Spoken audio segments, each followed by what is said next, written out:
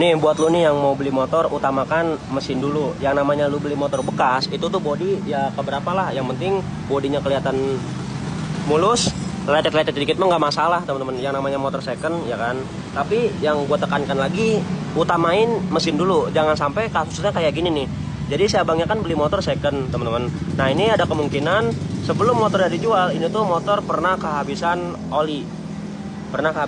Ya kan. Jadi diperbaiki seada-adanya, yang penting hidup. Nah terus motor dijual. Nah kenapa gue bisa tahu? Ini kelihatan nih dari si setang sehernya teman-teman. Waktu gue ngebuka si bagian pen pelatuknya di sini tuh gue susah banget ya kan. Biasanya kan dia didorong pakai tangan juga enteng teman-teman. Ini tuh keras banget. Ternyata ini motor tuh pernah nge-gym teman-teman, pernah gancet. Jadi si pen pelatuknya tuh macet, nempel ke sini. Nah ini digetok, ya udah setang seher nggak diganti teman-teman. Gitu. Jadi ya udah, motornya tuh diperbaiki seadanya, dijual lalu dibeli sama si abangnya ya kan. Nah pas dia beli, si abangnya tuh ngeh buat bagian knalpotnya tuh basah. Si penjual ngakunya tuh dia knalpotnya tuh dari boleh beli. Nah si yang jual knalpotnya itu tuh motornya udah ngebul, makanya masih basah sampai sekarang. Tapi tenang aja bang, itu knalpot basah tuh bukan dari mesinnya sakit apa gimana, itu emang gua beli knalpotnya emang udah basah.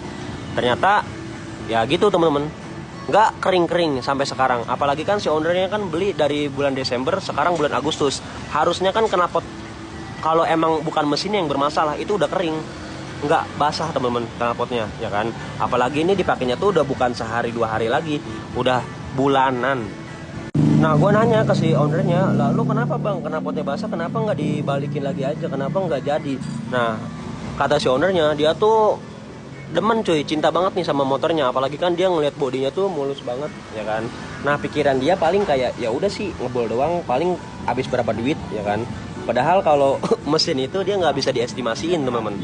Kalau kerusakannya parah ya habisnya gede, kalau misalkan kerusakannya ringan ya habisnya kecil. Jadi buat lu yang beli motor bekas, misalkan lu nemuin unit yang bekas terus pasarannya harga wajar, ya lu tego-tegoin aja.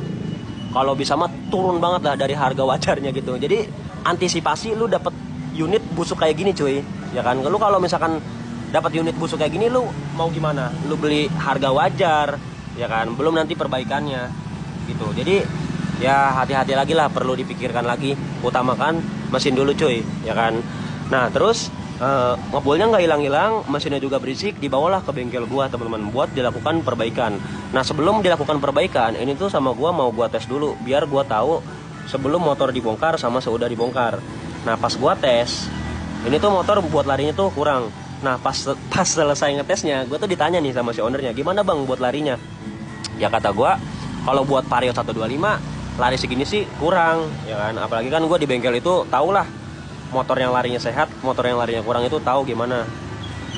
Nah mungkin si ownernya kan nggak tahu ya teman-teman, dia motor yang 125 kirain dia tuh larinya emang segini ya kan, padahal enggak teman-teman, bisa lebih deres lagi gitu kan. Nah ya seperti biasa, proses bongkar di bengkel gue itu wajib dipantau langsung sama si ownernya. Nah pada saat gue ngelepas di bagian radiator, gue tuh curiga nih, air radiator kan pada tumpah tuh, itu tumpahnya tuh dibarengin sama karat teman-teman. Nah pas banget pas head gue udah buka, pas head dibuka ketahuan nih dari packing itu nggak diganti. Tuh kelihatan kan karatnya tuh, kelihatan karatnya. Terus buat bagian si tensionernya juga ini udah pada gosong kayak gini teman-teman. Nih ini gue giniin patah tuh, jadi aduh udah lapuk banget. Jadi ini motor pernah overheat, pernah kehabisan oli, combo yang sangat mematikan. Jadi mesin yang ya plastik kayak gini nih, terus yang berbahan karet, seal itu udah pasti jebol teman-teman. Nah ini buat bagian seal magnet aja udah pada jebol gitu kan. Nah ya gue jelasin, ini kan kerusakannya kan lumayan juga ya teman-teman. Nah ini setang seher kayak gini, nah gue konfirmasi ke si ownernya ya buat dilakukan pergantian aja. Soalnya kan ini motor judulnya tuh pernah kehabisan oli.